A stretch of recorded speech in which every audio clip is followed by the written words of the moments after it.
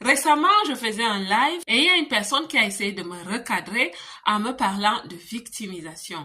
Écoutez, il est important de comprendre l'histoire et de comprendre l'environnement des choses. Imaginez une maman qui est chez elle à la maison alors que son enfant joue à l'extérieur avec des camarades. Et cet enfant entre en pleurant parce que les autres l'ont bizuté au niveau de sa morphologie. Il se sent mal, il se sent blessé.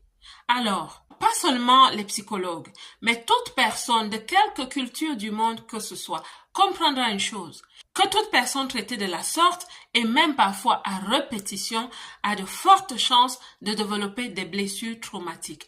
Et si un travail n'est pas fait au niveau de son identité, cette personne développera peut-être des séquelles traumatiques à long terme. Alors, pour revenir à notre exemple, imaginez que l'entourage de cet enfant commence à le qualifier de personne qui joue à la victime, alors que cet enfant souffre et a vraiment besoin de faire un travail sur lui. N'est-ce pas un catalyseur? N'est-ce pas de la provocation qui pourra même, si cet enfant ne fait pas attention ou si ses parents ne font pas attention, amener cet enfant à développer le manque de confiance en soi?